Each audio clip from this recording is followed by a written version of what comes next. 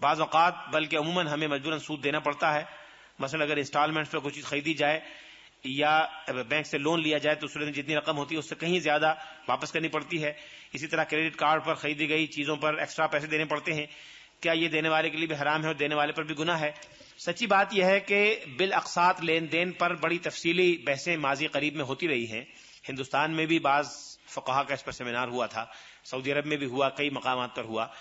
عموماً اکثریت کا رجحان یہ ہے کہ بالاقساط اگر خریداری کی جائے اور اس پر زیادہ قیمت وصول کرے تو یہ قیمت جائز ہے اور یہ سود میں ڈائریکٹ شامل نہیں ہے.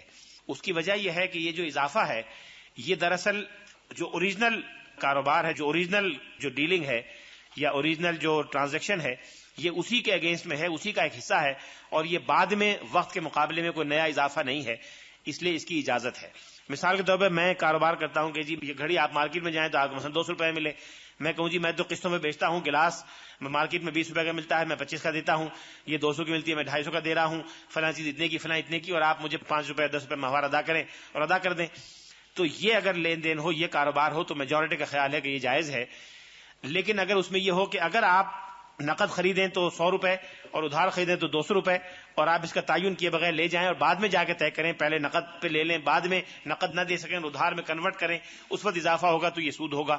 لیکن اگر پہلے ہی ٹرانزیکشن یہ ہو تو یہ اس کی اجازت ہے، اس لیے کہ کسی شخص کو بھی اپنے کمیونٹی کا نفع مقرر کرنے کا اختیار ہے، بشرطے کہ وہ نفع مارکیٹ میں اتنا زیادہ نہ ہو کہ وہ غبن فاحش یا بہت زیادہ اوور پروفیٹیئرنگ کی شکل میں آ جائے.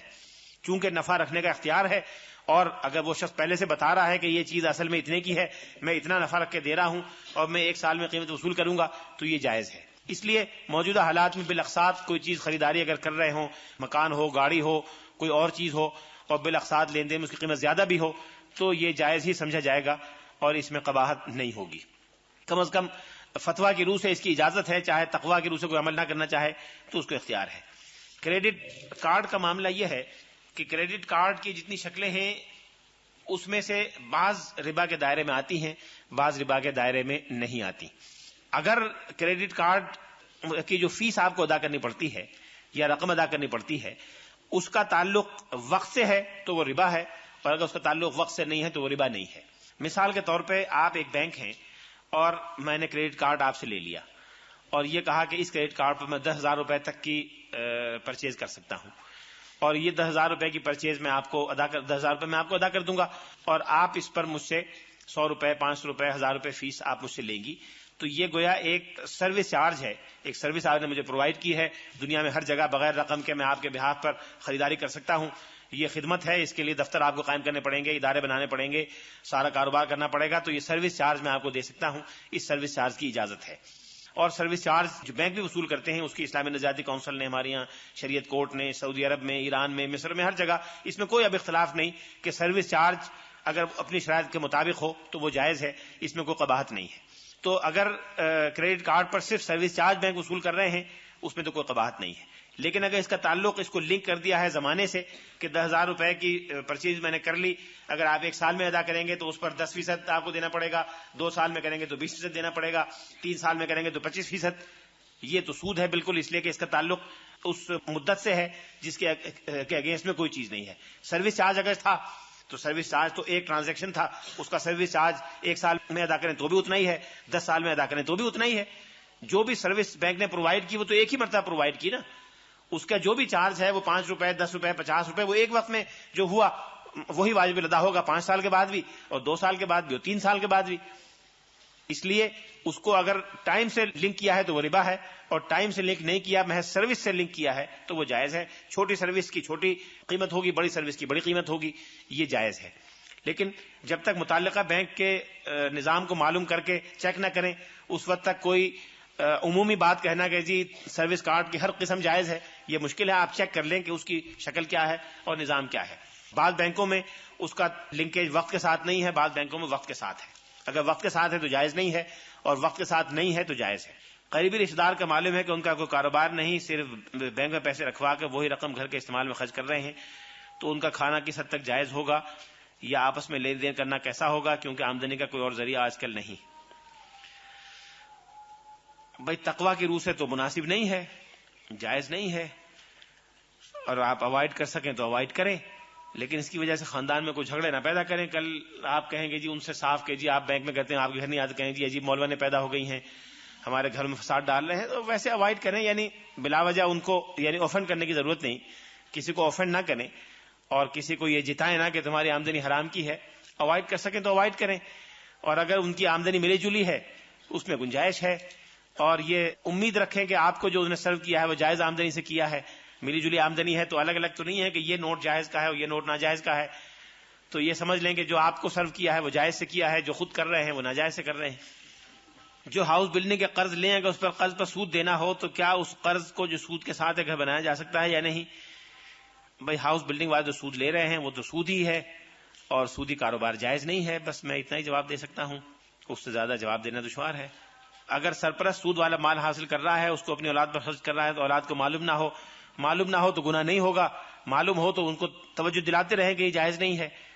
اور اگر آپ نے توجہ دلائی ہے، ان کو یاد دہانی کراتے رہیں مسلسل اور بقدر ضرورت اس میں خرچ کرتے رہیں تو اس کی شریعت میں اجازت ہے. زکوٰۃ کٹنے سے ناجائز مال جائز نہیں ہو جاتا. زکوٰۃ اپنی جگہ ہے اور جائز ناجائز کا اصول اپنی جگہ ہے. بینک میں جو رقم ہے 1,00,000 2,00,000 سال کے لیے جمع کروائیں تو اس پر فسق کا نام ہے، جو منافع لگاتے ہیں وہ سود ہے، بالکل سود ہے. حکومت نفع نقصان کی بنیاد پر جو بینکاری کرتی ہے، نہیں اصل رقم کے اوپر جو پیسے دیتے ہیں اس کے بارے میں کہا جاتا ہے کہ نفع نقصان کی بنیاد پر ہے. تو پھر یہ کیا ہے؟ اصل میں بات یہ ہے کہ اسلامی نظریاتی کونسل نے آج سے کوئی 15-16 سال پہلے سود کے متبادل کے طور پر 13 طریقے تجویز کیے تھے، اور بینکوں سے یہ کہا تھا کہ ان 13 طریقوں کے مطابق کاروبار کریں. اور اسٹیٹ بینک آف پاکستان نے بھی حکومت پاکستان کی منظوری سے ان 13 طریقوں کو منظور کر لیا تھا، اور 20 جون 1984 کو تمام بینکوں کے نام ایک ڈائریکٹو جاری کیا تھا، جس میں یہ کہا گیا تھا کہ آج سے ان 13 اصولوں پر بینکوں کو کنورٹ کر لینا چاہیے اپنے کاروبار کو. لیکن بینکوں نے ان 13 میں سے صرف ایک موڈ کو اختیار کیا، اور اس موڈ کو بھی نامکمل طریقے سے اختیار کیا. اس نامکمل طریقے میں بہت سی شرعی قباحتیں رہ گئی ہیں. ان شرعی قباحتوں کی روح سے احتیاط کا تقاضا تو یہ ہے کہ اس کو سود ہی سمجھا جائے، لیکن اگر کوئی اور راستہ نہ ہو تو مجبوراً اس میں روپیہ رکھ دیں، لیکن کوشش کریں کہ کسی دوسرے ایسے صاف ذریعے میں جس کے بارے میں کوئی شک نہ ہو وہاں آپ کا روپیہ ہو تو زیادہ بہتر ہے. اگر گنجائش ہو، وسائل ہوں تو کسی جائز کاروبار میں لگائیں، کوئی شیئر جائز خرید لیں، کوئی جائیداد خرید کے اسے کرائے پر دے دیں، کوئی لیزنگ میں لگا دیں، یا کوئی کسی اچھی کمپنی کا شیئر لے لیں، مضاربہ میں لگا دیں. لیکن اگر اس کی گنجائش نہ ہو یا وسائل نہ ہو یا سہولت نہ ہو تو پھر بقدر ضرورت پی ایل ایس میں روپیہ رکھا جا سکتا ہے. لیکن پی ایل ایس میں بہت سی قباحتیں ہیں جس کی وجہ سے شرعاً اس پر اعتراضات وارد ہو رہے ہیں، اور مجھے بھی بڑے اس پر اعتراضات ہیں، بڑی آبزرویشنز ہیں. اس لیے یہ اب آپ خود فیصلہ کر لیجئے. قومی بچت کے اوپر جو منافع ہے وہ بھی سود ہے، جی وہ بھی سود ہے. بیمہ پالیسی کی اسکیمیں سود ہیں، جی پی فنڈ کے دائرے میں سود آتا ہے، حکومت کی وجہ سے جو روپیہ ملتا ہے وہ سود ہے. بیمہ پالیسی میں 2 طرح کی بیمہ کی اسکیمیں ہیں. ایک تو میوچول فنڈ کی جو اسکیمیں ہیں وہ جائز ہیں، اور اس کے اکثر و بیشتر جو احکام ہیں وہ شریعت سے متعارض نہیں ہیں. میوچول اسکیم میں آپ روپیہ لگا سکتی ہیں اور شرعاً اس پر اعتراض زیادہ نہیں وارد ہوتا. میوچول اسکیم کے علاوہ جتنی اسکیمیں ہیں ان میں ربا بھی پایا جاتا ہے، قمار بھی پایا جاتا ہے، غرر بھی پایا جاتا ہے، لہٰذا وہ شریعت سے متعارض ہیں. بیمہ کے بارے میں اتنا عرض کروں کہ بیمہ پر اسلامی نظریاتی کونسل نے ایک ورکنگ گروپ بنایا تھا جس کا میں ممبر تھا. اس ورکنگ گروپ نے کئی سال کے غور و خوض کے بعد متبادل اسکیم تیار کی تھی. پھر متبادل اسکیم کی تیاری کے لیے ڈرافٹنگ میں 3 آدمیوں کی کمیٹی بنی تھی، اس میں بھی میں شامل تھا، بلکہ میں اس کا کنوینر تھا اس کمیٹی کا. اور ایک ہمارے بڑے مہربان بزرگ دوست ہیں سید مظفر احمد اشرف، جو پاکستان انشورنس کارپوریشن کے چیئرمین رہ چکے تھے، وہ اس کے ممبر تھے، انشورنس کے بڑے ماہر ہیں. اور ایک اور سینئر لائر تھے، وہ بھی اس کے ممبر تھے. اور ہم نے ایک رپورٹ مرتب کر کے تمام تفصیلات کے ساتھ حکومت پاکستان کو 1991 میں سبمٹ کر دی تھی، اردو اور انگریزی دونوں زبانوں میں. 1991 کے بعد سے آج 1998 تک اس کی کوئی سننے میں نہیں آئی رویداد کہ اس کا کیا ہوا. اب میں نے یہ سنا ہے کہ اس پر کوئی کارروائی ہو رہی ہے، اور جو اسلامائزیشن کمیشن ہے اکنامکس کا، راجہ ظفر الحق صاحب جس کے چیئرمین ہیں، اس میں اس کو ٹیک اپ کیا گیا ہے. اور ابھی عید سے 2 روز پہلے مجھے اس کی طرف سے ایک میمورنڈم ملا ہے جس میں بعض چیزوں کی وضاحت طلب کی گئی ہے. چونکہ میں نے ہی اس کو ڈرافٹ کیا تھا اور وہ بنیادی اسکیم میری ذہن کی پیداوار تھی، جو بیسک اسٹرکچر تھا میں نے ہی کنسیو کیا تھا، اس لیے اسلامی نظریاتی کونسل نے مجھے بھیجا ہے کہ میں اس کا جواب ان کو لکھ کے دوں. اس کا جواب انشاءاللہ چند روز میں بھجوا دوں گا. امید کرنی چاہیے کہ انشورنس کی بقیہ اسکیمیں بھی شریعت کے مطابق ہو جائیں گی اور شریعت کے تقاضے اس سے پورے ہونے لگیں گے. لیکن میوچول اسکیمیں جو ہیں وہ اب اکثر و بیشتر جائز ہیں، اس میں آپ روپیہ لگانا چاہیں تو لگا سکتی ہیں. ڈاکخانے کی جو اسکیم ہے یہ بھی میوچل اسکیم ہے. ڈاکخانے میں جو انشورنس ہوا کرتا ہے اس میں بھی روپیہ لگایا جا سکتا ہے, اس میں بھی کوئی قباحت نہیں ہے. جی پی فنڈ سود کے دائرے میں آتا ہے. جی پی فنڈ کے بارے میں دو نقطہ نظر ہیں اور دونوں نقطہ نظر بہت بڑے بڑے آدمیوں کے ہیں. میں دونوں آپ کو بتا دیتا ہوں. ایک نقطہ نظر ہے مولانا شفیع علی تھانوی کا, مفتی محمد شفیع صاحب کا, مولانا تقی عثمانی صاحب کا. ان حضرات کا کہنا یہ ہے کہ جی پی فنڈ پر جو انکریز ملتا ہے یہ سود نہیں ہے اور اس کو ربا نہیں کہا جا سکتا, یہ جائز ہے. مولانا سید ابو الاعلی مودودی صاحب مرحوم کا کہنا تھا کہ یہ ربا ہے اور اس کو لینا جائز نہیں ہے. دونوں کے دلائل ہیں, ان دونوں میں سے جس کی رائے پر آپ کو اعتماد ہو آپ عمل کر لیں. حکومت کی بچت اسکیموں میں جو پیسہ ملتا ہے کیا وہ سود ہے؟ میرا خیال میں وہ سود ہے, اور بچت کی جو اسکیمیں نیشنل سیونگ کی ہیں وہ سودی کاروبار میں روپیہ لگا رہے ہیں. ایک سوال ہے, زمین کاشت کے لیے دیتے ہیں تو وہ جائز ہے آپ کے لیے, وہ لے سکتے ہیں, اس لیے کہ آپ جو زمین ہے وہ آپ کی کموڈیٹی ہے اور وہ اس کا کرایہ ہے. جیسے مکان کا کرایہ ہوتا ہے, ٹیکسی کا کرایہ ہوتا ہے, دکان کا کرایہ ہوتا ہے, اسی طرح زمین کا کرایہ لینا بھی جائز ہے. لیکن اس کی تفصیلات ہیں, مطلقاً نہیں, بعض شکلیں ناجائز ہیں, بعض جائز ہیں. اور جب آپ دینے لگیں تو پھر الگ سے اس کی تفصیل معلوم کریں کہ ان تفصیلات کے ساتھ جائز ہے یا نہیں اور ان تفصیلات کے ساتھ ناجائز ہے. اس کی میں بعض شکلیں جائز ہیں, بعض ناجائز ہیں, لیکن بعض جائز شکلیں اس میں ہیں جائز کاروبار کی. سود دینے اور لینے کی وجہ سے معاشرے پر کیا اثرات مرتب ہوتے ہیں؟ حالانکہ بظاہر دونوں کا آپس میں معاملہ لگتا ہے. معاشرہ اس کی زد میں کیسے آتا ہے؟ معاشرہ زد میں آ رہا ہے پورے ملک میں, دنیا اسلام میں جو معاشی بدحالی آ رہی ہے, غریب سے غریب تر ہو رہا ہے, دولت مند سے دولت مند تر ہو رہا ہے, یہ سب سودی کے اثرات ہیں. روپے کی قیمت گر رہی ہے, قیمتیں اشیاء کی چڑھ رہی ہیں, قوت خرید لوگوں کی ختم ہو رہی ہے, یہ سارے سود ہی کے ناجائز ثمرات ہیں. اسلام میں سود حرام ہے, سخت وعید ہے, تو اسلامی مملکت میں یہ نظام کیوں رائج ہے؟ اسلامی مملکت والوں سے پوچھئے کہ کیوں رائج ہے. سود کی کمائی سے صدقہ خیرات کرنا درست نہیں, سود کی کمائی سے صدقہ خیرات کرنا درست نہیں ہے. سود کی کمائی یا کسی بھی ناجائز کمائی کا طریقہ یہ ہے کہ آپ اسے کسی شخص کو دے دیں, کسی محتاج کو, لیکن صدقے کی نیت کر کے نہ دیں. صدقے کے معنی یہ ہیں, صدقہ کے معنی کیا ہیں؟ صدقہ کے معنی سچائی, صدقہ ایک ہی معنی ہے, صدقہ کے معنی سچائی. سچائی جو ہے اللہ تعالیٰ کی طرف سے ہے. صدقہ کے معنی یہ ہیں کہ آپ اپنے روپے کی یا اپنی جان کی, اپنی مال کی, کسی چیز کی قربانی دے کر اللہ تعالیٰ کے مالک اور خالق ہونے پر, اللہ تعالیٰ کے صاحب شریعت ہونے پر کی سچائی پر آپ گواہی دے رہی ہیں اور اس سچائی کا اعتراف کر رہی ہیں کہ اللہ تعالیٰ ہی اصل مالک ہے. اس نے حکم دیا کہ اپنے بھائی کو دے دو, بہن کو دے دو, تو میں اس سچائی کے اعتراف کے طور پر یہ آپ کو دے رہی ہوں. یہ معنی ہے صدقے کے. صدقہ تو اب آپ ناجائز اللہ تعالیٰ کی مرضی کے خلاف اس کے کو ناراض کر کے ایک پیسہ لیں اور اس کو کہیں کہ یہ صدقہ ہے, تو وہ صدقہ نہیں ہے. لیکن آپ اپنے کو اس سے دور کرنے کے لیے کسی کی ضرورت کی تکمیل کر دیں اور کوئی نیت نہ کریں, نہ صدقے کی, نہ ہبہ کی, نہ تحفے کی, بس اس کو دے دیں, تو امید ہے کہ اللہ تعالیٰ کے یہاں اس پہ باز پرس نہیں ہوگی. امید ہے کہ اللہ تعالیٰ اس پہ باز پرس نہیں فرمائے گا, اس لیے کہ آپ نے تو اس کو خرچ نہیں کیا. اگر کوئی زمین کسی کو ٹھیکے پر دے دیں, اس کی مدت 1 سال ہو, وہ ٹھیکہ مقرر کر دیں کہ 1 سال کے بعد یہ جائز ہے. اس میں کاروبار زمین ہو یا مکان ہو, جائیداد ہو, منقولہ ہو, غیر منقولہ ہو, اس کو ٹھیکے پر یا کرائے پر دیا جا سکتا ہے. اسی کو لیزنگ کہتے ہیں, اسی کو اجارہ کہتے ہیں, جس میں نے بھی تفصیل دی. اور اجارے پر جو روپیہ لگایا جائے گا وہ اکثر و بیشتر جائز ہے, لیکن جب کرنے لگیں تو کسی ذمہ دار آدمی سے تفصیلات دکھا کے معلوم کر لیں. بعض اوقات ایک جائز کام میں کوئی ناجائز چیز لگا دیتے ہیں, اس سے وہ ناجائز ہو جاتا ہے. اس لیے ساری تفصیلات سامنے ہوں. یہ نہ سمجھیے گا کہ جتنے اجارے ہو رہے ہیں یا لیزنگ ہے سب جائز ہے. جب کرنے لگیں تو پھر آ کے پوچھیں کہ جی فلاں اجارہ ہے, اس کی یہ تفصیلات ہیں, اس میں کوئی چیز شرعاً قباحت کی تو نہیں ہے, پھر سرٹیفائی کرنے کے بعد روپیہ لگائیں. اگر کوئی بینک میں کام کرتا ہے, اس کو تنخواہ ملتی ہے, تو وہ پیسہ سود شمار ہوگا؟ نہیں, وہ پیسہ سود کا شمار نہیں ہوگا, اس لیے کہ بینک بہت سے کاروبار کرتے ہیں, اس میں سے ایک سود کا کاروبار بھی ہے. بینک لوگوں کا روپیہ بھی ٹرانسفر کرتا ہے, بینک ایل سی میں بھی آپ کو مدد دیتا ہے, بینک امپورٹ ایکسپورٹ میں مدد دیتا ہے. آپ نے لندن سے کوئی مشینری منگوائی ہے, اس کے لیے آپ کو آپ کے ایجنٹ کے طور پہ کام کرے گا, وہاں سے مشینری درآمد کرے گا, یہاں سے آپ سے پیسے لے گا, اس کو گارنٹی دے گا. بینک فارن ایکسچینج کی ٹرانسفر بھی کرتا ہے, بینک آپ کا کرنٹ اکاؤنٹ بھی رکھتا ہے اور اس کے لیے آپ سے سروس چارج بھی وصول کرتا ہے. لہٰذا بینک میں بہت سے کام جائز بھی ہو رہے ہیں, بہت سے کام ناجائز بھی ہو رہے ہیں.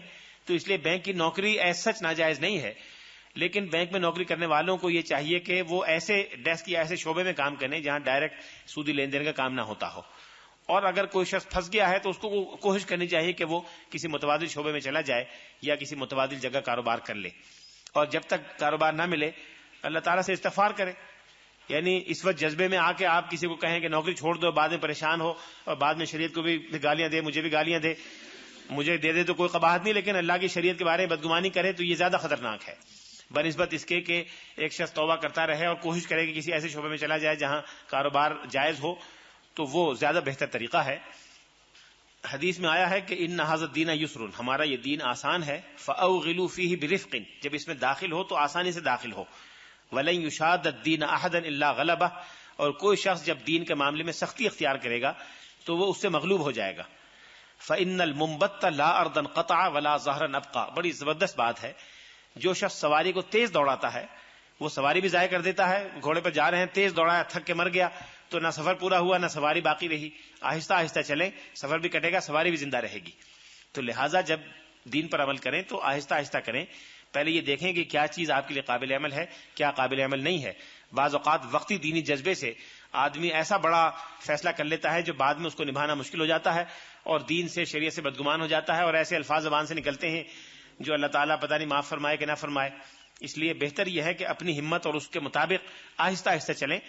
ایک مرتبہ ارادہ کر لیں، ایک قدم بڑھائیں تو اللہ تعالیٰ برکت دے گا، پھر دوسرا، پھر تیسرا، پھر چوتھا، بالتدریج آپ وہاں پہنچ جائیں گے جہاں شریعت کے منشا کے مطابق سارے کام ہو جائیں گے۔ پہلے قدم میں سارے کام نہ کریں، اس لیے آہستہ آہستہ پیش قدمی کریں، وہ زیادہ بہتر ہے۔ ایک بڑے بزرگ تھے ہمارے بر صغیر کے، حاجی امداد اللہ صاحب مہاجر مکی، جن سے بڑے لوگ قصب فیض کیا جنہوں نے، اور بہت ان کا درجہ تھا روحانیت میں اور اسلام پر عمل کرنے کی تربیت دینے میں۔ تو وہ ہجرت کر کے مکہ مکرمہ چلے گئے تھے، وہیں قیام پذیر تھے، بڑی مشکل میں، بڑے مصائب انہوں نے وہاں جھیلے، ذریعہ آمدنی نہیں تھا۔ تو ان کے کوئی عقیدت مند تھے، نواب تھے ہندوستان کے، وہ ہندوستان سے گئے، وہ بھی ہجرت کے ارادے سے چلے گئے۔ تو حاجی صاحب نے محسوس کیا کہ وقتاً فوقتاً ذکر کرتے رہتے ہیں ہندوستان کا کہ جی وہاں یہ تھا، وہاں وہ تھا، ایسا گھر تھا، ایسا مکان تھا، یہ کھاتے تھے، یہ پیتے تھے۔ تو چند دن کے بعد حاجی صاحب نے کہا کہ میاں نواب صاحب تم ہندوستان واپس چلے جاؤ۔ انہوں نے کہا جی میں تو اللہ کے گھر ہجرت کے ارادے سے آیا ہوں، یہیں زندگی گزاروں گا۔ انہوں نے اصرار کیا کہ نہیں تم چلے جاؤ۔ جب انہوں نے زیادہ اصرار کیا تو پوچھا کہ جی کیوں چلا جاؤں؟ تو آپ نے فرمایا کہ دیکھو تمہارا دل ہندوستان میں ہو، جسم مکے میں ہو، یہ بڑی بری بات ہے۔ بہتر یہ ہے کہ تمہارا جسم ہندوستان میں ہو، دل مکے میں ہو، یہ زیادہ بہتر ہے، لہٰذا تم چلے جاؤ۔ تو آپ کا دل شریعت میں اٹکا ہو، جسم شریعت میں نہ ہو، یہ زیادہ بہتر ہے بنسبت اس کے کہ پہلے آپ جسم شریعت میں ڈال دیں اور بعد میں دل دنیا میں اٹکا رہے، یہ زیادہ خطرناک بات ہے۔ Kindly explain the difference between usury and interest. دیکھیے یوزری اینڈ انٹرسٹ تو انگریزی کے الفاظ ہیں، اور اس کو شریعت کی تعبیرات میں ان الفاظ کو استعمال کرنے سے الجھنیں پیدا ہوتی ہیں، لیکن انگریزی زبان میں یوزری سے مراد وہ ربا ہے جو خالص قرض کی بنیاد پر ہو، جو ہندو مہاجنی سود جس کو کہتے تھے وہ یوزری کہلاتا ہے، اور جو انٹرسٹ کسی کاروبار وغیرہ میں وہ انٹرسٹ کہلاتا ہے۔ لیکن آپ انٹرسٹ اور یوزری کے لفظ پہ نہ جائیں، وہ جو بھی ہو، شریعت نے جس کو ربا کہا ہے، چاہے اس کو معاشرے میں انٹرسٹ کہتے ہوں گے وہ ناجائز ہوگا، اور اگر وہ ربا نہیں ہے، چاہے اس کو لوگ یوزری کہتے ہوں وہ جائز ہوگا۔ آپ دوسروں کی اصطلاحات پہ فیصلہ نہ کریں، اپنی اصطلاحات پہ فیصلہ کریں۔ اس لیے میں نے گفتگو کا آغاز تفصیل سے وضاحت سے کیا تھا کہ ربا کہتے کس کو ہیں۔ جو چیز اس دائرے میں آتی ہے وہ ربا ہے، چاہے اس کو کچھ بھی کہتے ہوں، اور جو اس دائرے میں نہیں آتی وہ ربا نہیں ہے۔ National saving certificate, P L S account کے بارے میں بتائیے، بتا چکا ہوں۔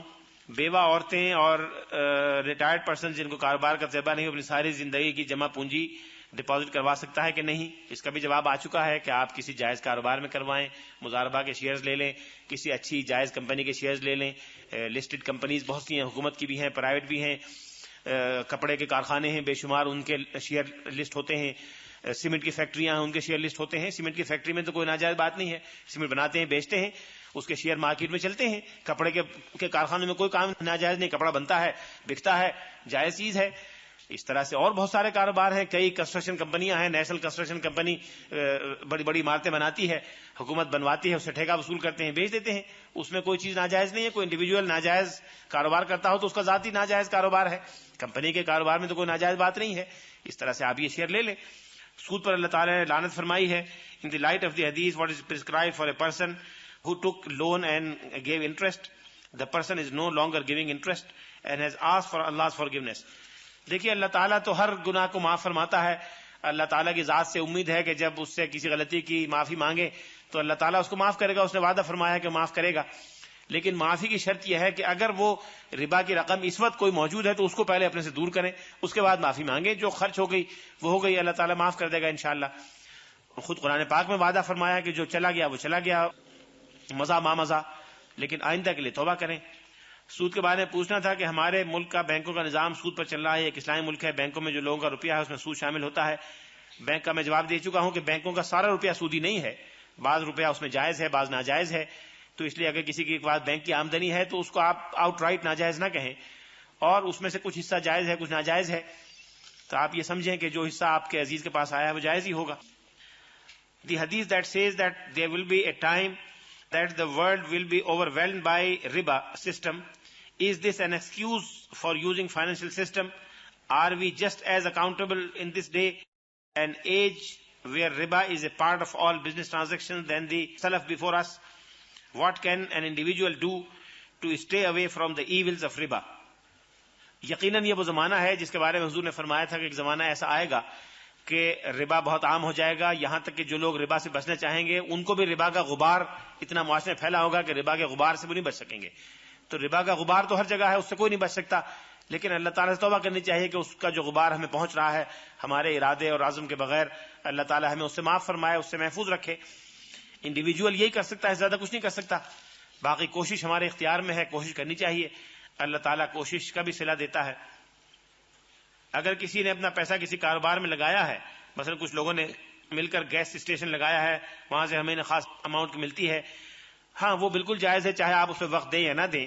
یہ تو مضاربہ کی ایک شکل ہے کہ سب نے 10 آدمی نے مل کے پیسہ لگایا، 2 آدمی اس میں حصہ لے رہے ہیں، اس کو چلا بھی رہے ہیں، اور نفع سب تقسیم. میں بھی کہہ چکا ہوں کہ نفع تو جو آپ ریشو طے کر لیں گے وہ جائز ہے، اور چاہے آپ اس میں ایکچوئل حصہ لے رہے ہوں یا نہ لے رہے ہوں، اس لیے کہ رسک آپ کا بھی ہے.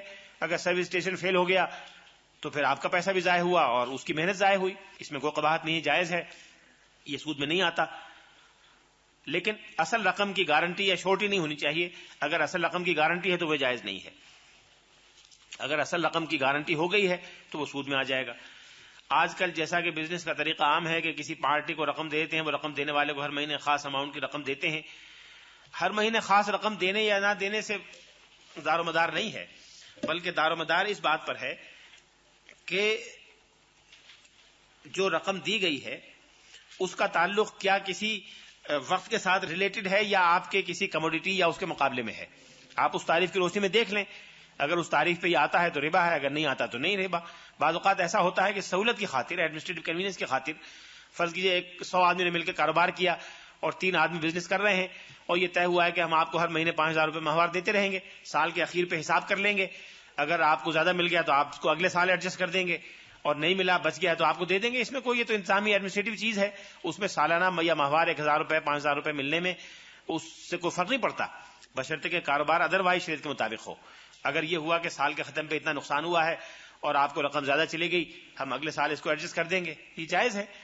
اس سال جو لے لیا وہ لے لیا، اگلے سال آپ کو نہیں دیں گے. اور اگر زیادہ رقم آ گئی ہے تو آپ کو کہیں گے جی آپ کو 5000 روپے دیے تھے، آپ کے 6000 بنتے تھے، آپ 1000 اور لے لیں. یہ ہو سکتا ہے، یہ تو ایک انتظامی چیز ہے. اگر اپنی رقم کسی دوست کو دی جائے اور کہا جائے کہ اپنی دکان میں سامان بڑھا لیں اور دکان کا بزنس پہلے سے بہت اچھا ہو جائے اور وہ ہمیں کچھ رقم ہر مہینے دے دیں اور رقم کو مخصوص کر دیا جائے، یا وہ اپنے منافع کے لحاظ سے دے دیں جب ہمیں رقم کی ضرورت ہو اپنی مرضی، یہ بالکل جائز ہے، یہ ہو سکتا ہے. بشرطے کہ بنیادی چیز یہ ہو کہ اگر سارا کاروبار خدا نخواستہ ختم ہو جائے، ڈوب جائے، دکان میں آگ لگ جائے، ڈاکہ پڑ جائے، چوری ہو جائے، تو پھر نقصان جو ہوگا تو آپ کا اپنے ریشو کے حساب سے، اس کا اپنے ریشو کے حساب سے. فرض کیجئے اس کے 25000 روپے لگے ہوئے تھے، آپ کے 1000 روپے لگے ہوئے تھے، تو 25000 کا نقصان اس کا ہوگا، 1000 کا آپ کا ہوگا. اگر یہ شرط اس میں انہیرنٹ ہے تو وہ جائز ہے، آپ دے سکتی ہیں روپیہ.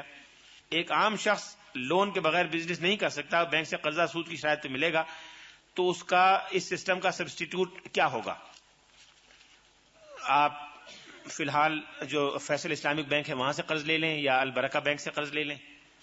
جو شخص بڑھاپے کی وجہ سے جس کا کوئی سہارا نہ ہو اپنی رقم بینک میں جمع کرا دے، ابھی میں کہہ چکا ہوں کہ نہیں کرا سکتا، آپ کو کسی ایسے کاروبار میں کرنا چاہیے جو جائز ہو. ایک شخص فائنانس کرتا ہے اور ایک ورکنگ پارٹنر ہے، تجارت کا طریقہ ہے، تو بینک میں جو لوگ جمع کرواتے ہیں اور فائنانس کرتے ہیں وہ بینک بزنس پارٹنر نہیں، بینک بزنس پارٹنر نہیں ہے. بینک تو دراصل آپ کی طرف سے سب فائنانسر ہے. آپ نے بینک کو دیا روپیہ، بینک نے آگے روپیہ دیا. اب سوال یہ پیدا ہوتا ہے کہ بینک نے جو آگے روپیہ دیا ہے وہ کن شرائط پر دیا ہے. اگر بینک نے آگے جائز شرائط پر دیا ہے تو بینک کو اس سے ڈیل کرنے کا اختیار ہے اور پھر آپ کو بھی دینے کا اختیار ہے. لیکن ہوتا یہ ہے کہ بینک آگے سود پر روپیہ دے دیتے ہیں اور اس سود میں سے آدھا خود رکھ لیتے ہیں، آدھا آپ کو دے دیتے ہیں، اس لیے ناجائز ہے.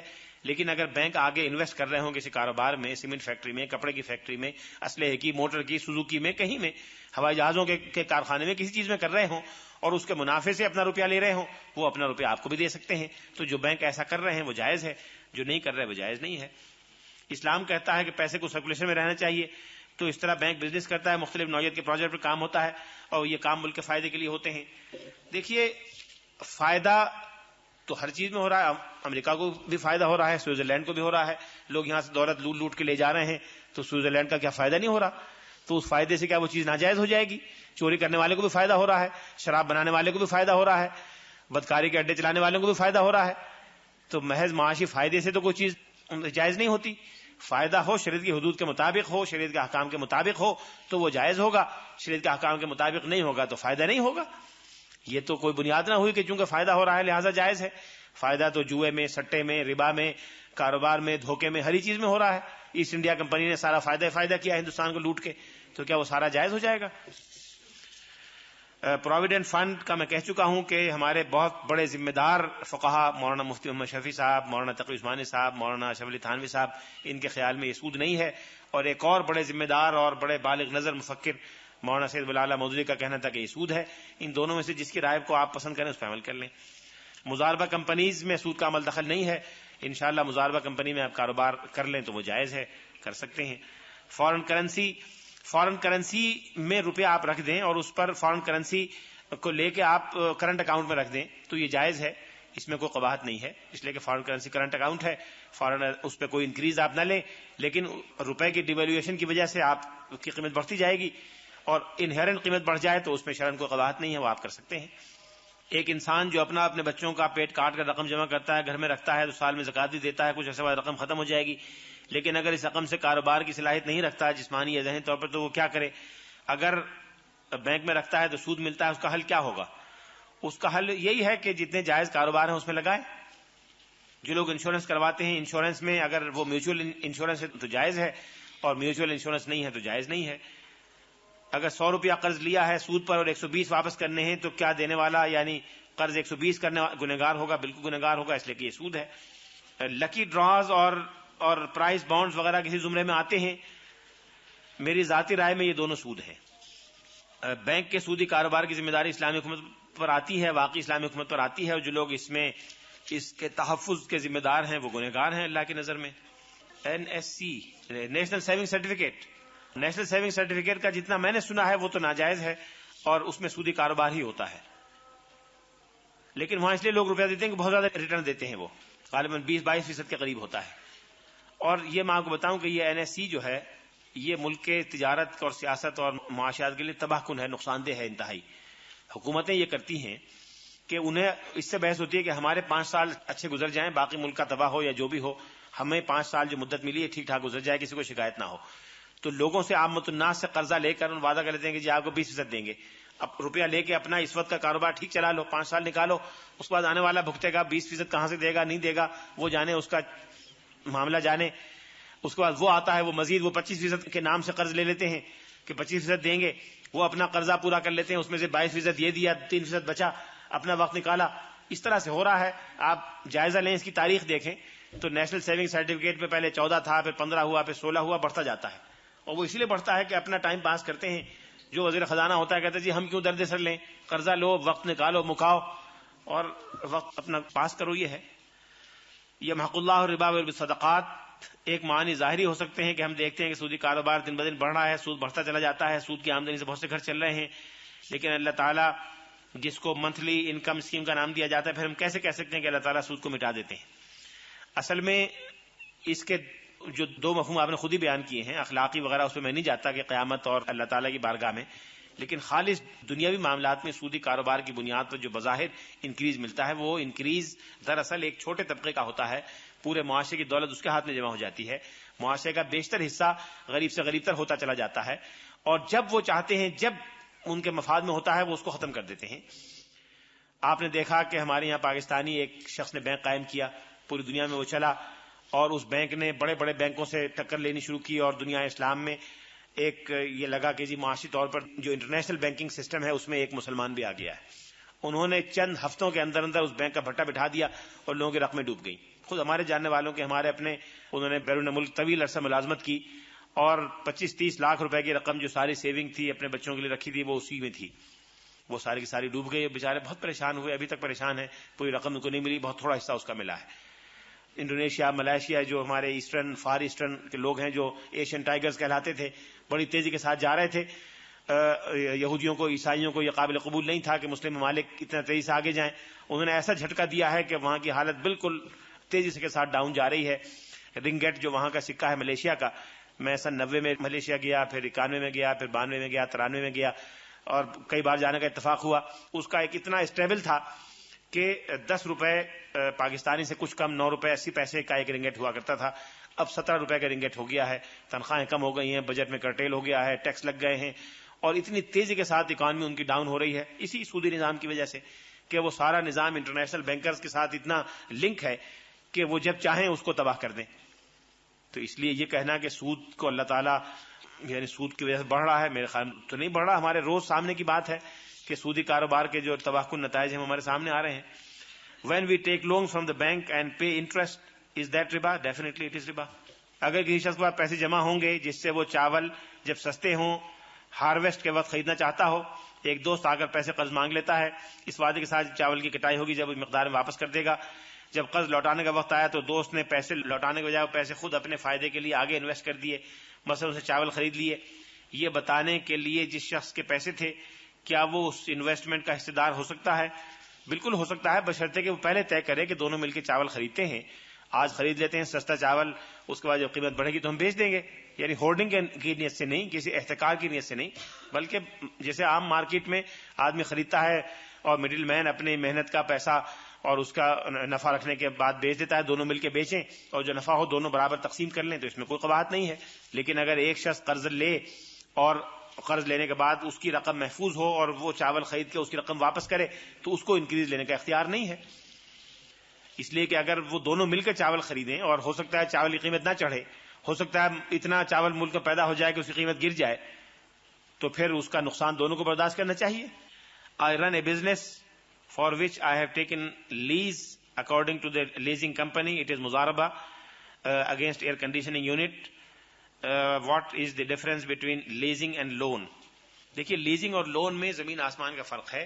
لون جو ہوتا ہے وہ رقم کا، کیش کا ہوتا ہے.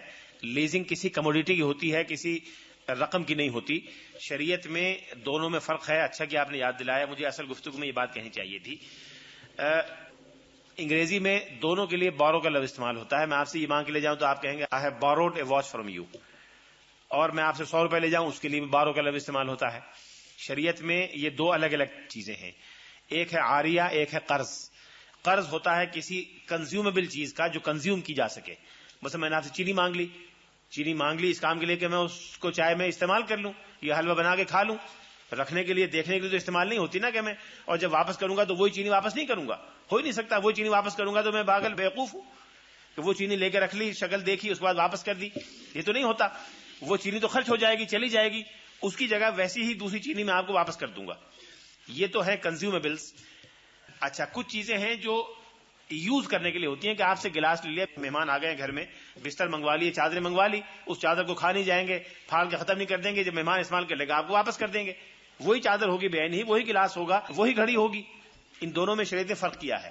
جو لیزنگ ہے ایک کو کہتے ہیں مثلی، ایک کو کہتے ہیں قیمی. جو چیزیں مثلی ہیں اس میں سود چلتا ہے، جو چیزیں قیمی ہیں اس میں سود نہیں چلتا. یہ لمبی بحث ہے، میں زیادہ اس میں نہیں جاتا.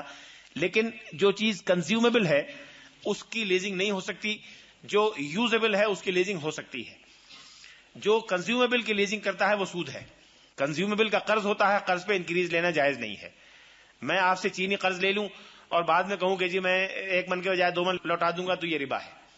اس لیے کہ وہ چیز تو میں نے خرچ کر لی، وہ تو ختم کر دی کھا کے.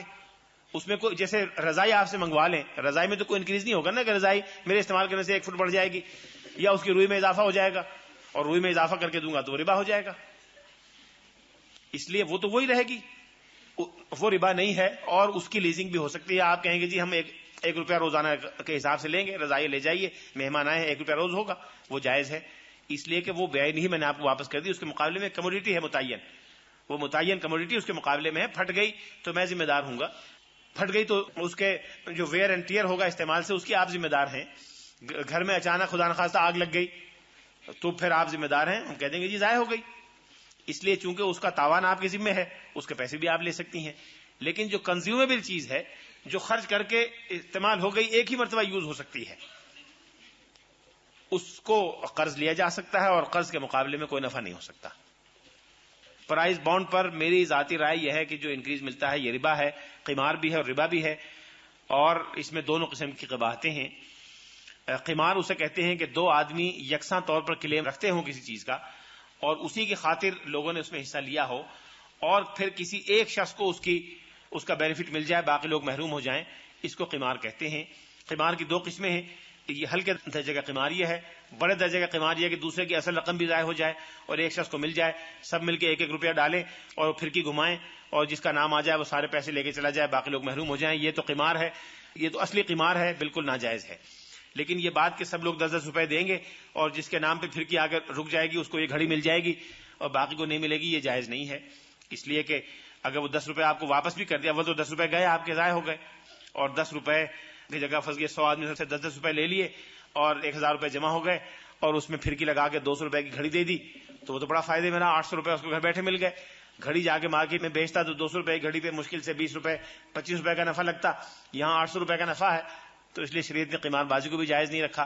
اس میں قمار بازی بھی ہے کہ لوگ 10-10 روپے کے بانڈ خریدتے ہیں ہزاروں اور 1 لاکھ روپے ایک آدمی کو مل گیا. ٹھیک ہے، وہ واپس اپنی رقم لے سکتا ہے، لیکن کتنے لوگ ہیں جو رقم واپس لیتے ہیں؟ وہ اس لالچ میں پھر رکھتے ہیں اس کو، وہ لالچ کو اپیل کرتے ہیں انسان کی ہرس کو کہ بیٹھے بٹھائے 1 لاکھ روپے مل جائیں گے 10 روپے کے مقابلے میں. تو اس لیے یہ بھی قمار کی ایک شکل ہے، اس لیے جائز نہیں ہے. اور اس روپے کو ربا پہ لگاتے ہیں، اس ربا کے ایک حصے سے آپ کو انعام دیتے ہیں، تو اس میں ربا بھی ہے اور قمار بھی ہے. Is there any Islamic bank where we can deposit our money? فی الحال 2 اسلامک بینک یہاں ہیں، ایک البرکہ بینک ہے اور ایک فیصل اسلامک بینک ہے، یہیں مین روڈ پر ہے، قائد اعظم ایونیو پر. اس میں آپ رکھ دیں یا کسی اور جائز کاروبار میں لگا دیں. If you take one time value of money into account and currency devaluation into account then is it not fair to add interest? یہ فیئر نہیں ہے، اس لیے کہ وہی میں عرض کر چکا ہوں کہ جو انفلیشن ہوا ہے وہ اس مقروض کے کسی غلطی کی وجہ سے تو نہیں ہوا نا. تو جس کی غلطی نہیں ہے وہ اس کا تاوان کیوں برداشت کرے؟ انفلیشن ہوئی ہے حکومت کی پالیسیوں کی وجہ سے، حکومت کی پالیسیوں کا ذمہ دار یہ آدمی کیسے ہے؟ پھر وہی میں نے مثال دی کہ اگر ڈفلیشن کے نتیجے میں وہ کم رقم لینے کو تیار ہو تو انفلیشن کی روشنی میں اس کو زیادہ لینے کا حق پہنچتا ہے، لیکن ڈفلیشن میں کوئی شخص کم لینے کو تیار نہیں ہوگا.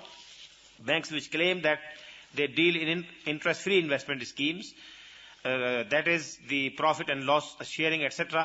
How far is this in accordance with Islamic principles? اگر واقعی وہ پروفٹ اینڈ لاس شیئرنگ کی بنیاد پہ کام کر رہے ہوں کوئی بینک اور واقعتاً اسی کاروبار کو کر رہے ہوں تو پھر بالکل جائز ہے. لیکن افسوس یہ ہے کہ پاکستان میں بہت سے بینک بظاہر پروفٹ لاس شیئرنگ کا دعویٰ کرتے ہیں لیکن عملاً اس میں بہت سی خرابیاں انہوں نے پیدا کر دی ہیں. اس لیے بہتر یہ ہے کہ اس کو اوائڈ کریں. اگر کوئی نہ کر سکے ٹھیک ہے، مجبوری ہے، لیکن استغفار بھی ساتھ ساتھ کرتے رہیں. امام مالک رحمۃ اللہ علیہ جو بڑے محدث تھے اور اپنے زمانے کے انتہائی مقدس ترین اور گویا اعلیٰ ترین انسانوں میں تھے، مسلمان ان کے سامنے احترام سے سر تسلیم ہر مسلمان خم کرنے پر مجبور ہے. ایک شخص دور سے ان سے ملنے کے لیے آیا کہ جی حدیث رسول کے اتنے بڑے خادم ہیں، اور ایک حدیث بھی ہے، کئی حدیث کتابوں میں آئی ہے کہ عنقریب ایک ایسا زمانہ آئے گا کہ لوگ علم کی تلاش میں دور دور سے آئیں گے. یوشک ان یضرب الناس اکباد الابل، اور اونٹوں کی پشت پر بیٹھ کے آئیں گے، اور مدینے کے عالم سے بڑا عالم ان کو دنیا میں کہیں نہیں ملے گا. تو اکثر لوگوں کا خیال ہے کہ امام مالک کی طرف اشارہ ہے کہ بڑی تعداد سے دور دور سے، حتیٰ کہ اسپین سے لوگ آیا کرتے تھے امام مالک سے کسب فیض کرنے. اتنا بڑا درجہ ان کا تھا. خلیفہ منصور ان کے دربار میں گیا کہ جی میں آپ سے حدیث رسول پڑھنا چاہتا ہوں تو آپ کسی وقت اگر آ کے مجھے پڑھا دیں. منصور عباسی جو پورے اس وقت کے حساب سے دیکھیں تو 25 ملک اس کی سلطنت میں شامل تھے، تو اس نے خط لکھا بڑے ادب سے. امام مالک نے پرزے اسی کے کونے پہ لکھ دیا کہ العلم یؤتا ولا یاتی، العلم یؤتا ولا یاتی، علم کے پاس آیا جاتا ہے، علم کسی کے پاس نہیں جاتا. اتنے درجے کے آدمی تھے. تو ایک شخص ان کے پاس آیا، اللہ تعالیٰ نے بڑی مال و دولت سے بھی نوازا تھا، تو دیکھا کہ امام مالک کا مکان بڑا اعلیٰ قسم کا ہے، کپڑے بڑے اچھے ہیں، گھر میں ملازم ہیں، گھوڑے نوکر چاکر. تو اس کے ذہن میں تھا کہ مذہب کے لوگ ہمیشہ بڑے پور غریب ہوتے ہیں، فقیر ہوتے ہیں، تو یہ تو بڑے پیسے والے ہیں. تو اس نے اس پہ حیرت کا اظہار کیا. تو امام مالک نے اس میں کچھ نہیں کہا. انہوں نے کہا نعم نفعل ونستغفر، اچھے کپڑے بھی استعمال کرتے ہیں، اللہ سے استغفار بھی کرتے رہتے ہیں. تو یہ جملہ امام مالک کا بڑا مشہور ہے کہ نفعل ونستغفر. تو آپ نفعل ونستغفر پہ عمل کریں. میری ایک کزن ہے، ان کے 3 بچے ہیں، شوہر کا کریکٹر اچھا نہیں، بیوی بچوں سے الگ رہتا ہے، کسی دوسرے شہر میں بچوں سے کوئی محبت نہیں، نہ خرچہ بھیجتا ہے، کہتا ہے بیوی کو نہ رکھوں گا نہ طلاق دوں گا. کزن میری بہت پریشان ہے، کوئی جاب وغیرہ بھی نہیں مل رہی. اس کو کہ اپنی بچوں کی ضروریات پوری کر سکے، اس وجہ سے تھوڑا سا جو پیسہ اس کے پاس ہے اس کو فکس کروا دے، یعنی ماہانہ منافع جو ہے اس پر گزر بسر کرے۔ اگر آپ کی بہن یا کزن کسی جائز کاروبار میں لگا سکتی ہیں، شیئر وغیرہ خریدنے کی ہمت ہے، جا سکتی ہیں، آ سکتی ہیں، اس کے لیے تھوڑا پڑھا لکھا ہونا بھی ضروری ہے، ایکٹیو ہونا بھی ضروری ہے۔ اگر وہ ایسی ہیں یا کوئی اور ذمہ دار امانت دار آدمی کر سکتا ہے تو بہتر ہے کہ وہ کریں، اور اگر وہ نہیں ہے تو پھر یہ پی ایل ایس اکاؤنٹ ہی زیادہ بہتر ہے، اس لیے کہ اس میں کم از کم برائے نام تو اسلام کے مطابق ہے، شریعت کی کوئی اصطلاحات تو استعمال ہوئی ہیں، جو خرابیاں ہیں وہ جزوی ہیں، کلی نہیں ہیں، اور نفعلوا ونستغفروا پہ عمل کریں۔ Some scholars in the West have claimed that mortgage is halal in the time of need. جی رہن بالکل حلال ہے، قرآن مجید میں آیا ہے فرحان مقبوضہ، رہن کے جائز ہونے میں کوئی شک نہیں ہے، لیکن رہن اور مارٹگیج میں تھوڑا سا فرق ہے، اگرچہ لغوی اعتبار سے مارٹگیج کے معنی بھی رہن کے ہیں، رہن کی جو تفصیلات آج کل کے قانون میں ہیں اور انگلستان میں اور امریکہ وغیرہ میں، اس میں کئی چیزیں جائز نہیں ہیں۔ اس میں ہوتا یہ ہے کہ جو مرتہن ہے، یعنی جو مارٹگیجی ہے، جس کے پاس رہن کی چیز رہتی ہے، اسے استعمال کرنے کا حق دے دیا جاتا ہے، وہ اسے استعمال کرتا ہے، شریعت میں اسے استعمال کرنے کا حق نہیں ہے، اس لیے کہ مارٹگیج جو ہے وہ تو قرض کی ری پیمنٹ کو سیکیور کرنے کے لیے ہے، قرض اصل پورا کا پورا اس کو دیا جائے گا، تو یہ جو مارٹگیج کی پراپرٹی استعمال کرے گا یہ کہاں جائے گی؟ یہ تو اضافی چیز ہو گئی، لہٰذا یہ ربا ہے۔ اس لیے اگر وہ اس پراپرٹی کو استعمال نہیں کرتا اور اس کا نفع نہیں اٹھاتا تو پھر رہن میں کوئی شرعاً قباحت نہیں ہے، اور اگر یہ طے ہو جائے کہ جو نفع اس کا لے رہا ہے اسے کیلکولیٹ کر کے اصل رقم میں سے منہا کر لیا جائے گا تو بھی جائز ہے۔ فرض کیجئے 1,00,000 روپیہ قرض ہے اور اس نے مثال کے طور پہ موٹر کار رہن رکھ لی، اور موٹر کار میں یہ طے کیا کہ جی موٹر کار میں استعمال کروں گا، اور اس کا مارکیٹ میں اس طرح کی موٹر کار اگر روزانہ استعمال کی جائے، اس لیول کی، اس میک کی، اس برانڈ کی، تو اس کا 100 روپے روز کرایہ ہوتا ہے، وہ 100 روپے روز کا کرایہ اصل رقم میں سے منہا ہوتا رہے تو پھر یہ جائز ہے، اس لیے کہ وہ تو اصل رقم میں سے پیمنٹ ہو رہی ہے، لیکن اصل رقم 1,00,000 جوں گی توں رہے اور یہ گاڑی مفت میں استعمال ہو تو یہ جو گاڑی کا استعمال ہے یہ ربا ہے، اس لیے مارٹگیج فی نفسی ناجائز نہیں ہے۔ اس طرح کی تفصیلات جو شرعاً قابل اعتراض ہوں وہ ناجائز ہیں۔ پیمنٹ انسٹالمنٹ سے میں کہہ چکا ہوں کہ انسٹالمنٹ میں اگر کوئی پیمنٹ کی جائے اور اس میں رقم عام قیمت سے زیادہ ہو تو وہ جائز ہے، بشرطے کہ پہلے ہی ٹرانزیکشن میں یہ طے کر دیا جائے کہ اس کو قسطوں میں ادا کریں گے، اتنی شرائط ہوں گی، اتنی قسطیں ہوں گی اور یہ رقم ہوگی، اس میں کوئی قباحت نہیں ہے، یہ جائز ہے۔ لیکن بعض لوگوں کو اس میں بھی تعامل ہے، اس میں نے کہا کہ میجورٹی کا نقطہ نظر یہی ہے اور یہ مجھے درست معلوم ہوتا ہے۔ ایک شخص نے ہاؤس بلڈنگ سے گھر بنانے کے لیے قرض لیا، خود غریب آدمی، بچے چھوٹے ہیں، اب وہ ان کی اقساط جمع کرواتا ہے سود کے ساتھ، اگر لے چکا ہے اور پھنس گیا ہے تو پھر معافی اللہ تعالیٰ سے استغفار کرنا چاہیے اور قسطیں دے دینی چاہیے، لیکن اگر ابھی نہیں کیا تو اس کو بچنا چاہیے، اعتراض کرنا چاہیے۔ ہمارے بینکنگ کا نظام سراسر سودی ہے، میں جواب دے چکا ہوں کہ سراسر سودی نہیں ہے، بعض چیزیں سودی ہیں، بعض غیر سودی ہیں، اور کوئی شخص اگر بینک میں نوکری مل رہی ہے، کہیں اور نوکری نہیں ہے تو وہ بینک میں کر سکتا ہے، کوشش کرے کہ ایسے حصے میں چلا جائے جہاں ڈائریکٹ سودی کاروبار نہیں کرنا پڑتا، اور اگر متبادل نوکری ملتی ہے تو اس کو ترجیح دینی چاہیے۔ بعض لوگوں کے مطابق انٹرسٹ فری نظام اس وقت قائم ہو سکتا ہے جب تمام مسلم ممالک آپس میں تعلقات رکھیں، خود کفیل ہوں، بالکل ٹھیک ہے، واقعی آئیڈیل نظام تو اسی وقت ہوگا جب سب مسلم ممالک مل کر طے کریں، لیکن اگر مسلم ممالک طے نہ کریں تو کسی ایک مسلم ملک کے لیے یہ کوئی عذر نہیں ہے کہ جی مصر نہیں کرتا تو ہم کیوں کریں، لیبیا نہیں کرتا تو ہم کیوں کریں، اگر لیبیا میں لوگ شراب پیتے ہیں تو ہم پینے لگیں تو یہ تو جائز کام نہیں ہوگا، فلاں میرے پڑوس میں لوگ جھوٹ بولتے ہیں تو میں جھوٹ کیوں نہ بولوں، یہ شریعت میں کوئی عذر نہیں ہے۔ اگر ایک آدمی غلطی کرتا ہے تو وہ دوسری آدمی کی غلطی کے لیے جواز نہیں ہو سکتا۔ انٹرسٹ فری بینکنگ سسٹم ممکن نہیں ہے، یہ بات کس حد تک درست ہے؟ سوال یہ پیدا ہوتا ہے کہ اللہ میاں نے اتنی اہم بات سے منع کیا اور اتنی سختی سے مذمت کی اور کوئی سسٹم نہیں دیا؟ سسٹم تو دیا ہے، 1300 برس مسلمانوں میں آخر کاروبار ہوا ہے، اسپین سے لے کر اور چین کی حدود تک، منگولیا تک، یہ نظام بغیر انٹرنیشنل ٹریڈ کے کیسے چلتا تھا؟ یہ کہنا کہ جی انٹرنیشنل ٹریڈ اب پچھلے 100 برس سے پیدا ہوا ہے تو فضول اور بیوقوفی کی بات ہے۔ انٹرنیشنل ٹریڈ ہر زمانے میں رہا ہے، بڑی دنیا میں تھا، مسلمانوں کے کاروبار تھے، صحابہ کرام میں بڑے بڑے بزنس مین تھے، حضرت زبیر کا، حضرت طلحہ کا، حضرت عباس کا بڑا کاروبار تھا، بزنس تھا، امام مالک کا بڑا کاروبار تھا، بزرگان دین میں امام ابو حنیفہ کا بڑا کاروبار تھا، شیخ عبد القادر جیلانی کا بڑا بزنس اور کاروبار تھا، یہ سب بڑے بزنس مین تھے، لیکن ان کے نام تقویٰ اور دیانت میں اتنے اونچے ہیں کہ آج تک ضرب المثل ہیں، تو یہ کہنا، اور ان سب کے انٹرنیشنل بزنس تھے، شیخ عبد القادر جیلانی کا بزنس بڑا انٹرنیشنل تھا، ان کے شپنگ، میں اگر کہوں آج کی زبان میں ایک شپنگ کمپنی تھی تجارت کی، ان کے جہاز آیا جایا کرتے تھے۔ ایک مرتبہ انہی کا قصہ سنا ہے کہ بیٹھے ہوئے تھے مجلس میں کہ ایک شخص نے آ کے بیان کیا کہ جی آپ کا جو جہاز آ رہا تھا مال لے کر وہ ڈوب گیا، خاموش ہو گئے، تھوڑی دیر گردن جھکائے بیٹھے، پھر کہا کہ الحمدللہ، تھوڑی دیر میں پھر وقت گزر گیا، اگلے تیسرے دن یا اسی دن کسی نے آ کے کہا کہ جی وہ خبر غلط تھی، وہ آپ کا جہاز نہیں تھا بلکہ وہ کسی اور کا تھا. پھر خاموش ہو گئے، تھوڑی دیر کے اندر جھکا کے سوچتے رہے، پھر کہا کہ الحمدللہ. تو کسی شخص نے پوچھا کہ جی آپ نے کل بھی الحمدللہ کہا تھا، آج بھی الحمدللہ کہا ہے. تو کہنے لگے کہ ہاں ٹھیک ہے، جب میں نے یہ خبر سنی کہ میرا مال ڈوب گیا، بڑا کئی لاکھ روپے کا ہوگا، پتہ نہیں کتنے کا ہوگا، تو میں نے فوراً یہ غور کیا کہ کیا میرے نفس میں اللہ تعالیٰ کے بارے میں کوئی شکایت یا کوئی غیر ضروری افسوس یا غیر ضروری صدمے کی کوئی کیفیت ہے، اور میں راضی برضا الہی ہوں کہ نہیں ہوں. تو میں نے غور کیا تو میں نے محسوس کیا کہ میں اللہ کی رضا پر راضی ہوں، اور مجھے اس میں کوئی شکایت یا افسوس کا جذبہ نہیں ہوا. اللہ تعالیٰ کی یہی منشا تھی. جب میں نے محسوس کیا تو میں نے اس نعمت پر اللہ کا شکر ادا کیا. پھر جب اس کی خبر ملی کہ نہیں میری دولت بچ گئی ہے، رقم بچ گئی ہے، تو میں نے غور کیا کہ کیا میرے دل میں کوئی تعلی پیدا ہوئی، کوئی شیطان نے کوئی ہوس پیدا کی، مال و دولت کے آنے سے کوئی ایسی اندھی خوشی ایسی پیدا ہوئی کہ جو مجھے یاد الہی سے غافل کر دے. تو میں نے غور کیا، معلوم ہوا کہ ایسی کوئی کیفیت پیدا نہیں ہوئی جو یاد الہی سے غافل کر دے. تو میں نے اس نعمت پر اللہ کا شکر ادا کیا. تو اگر یہ کیفیت ہو تو انٹرنیشنل کاروبار ضرور کریں، اللہ تعالیٰ برکت دے. وآخر دعوانا الحمدللہ رب العالمین.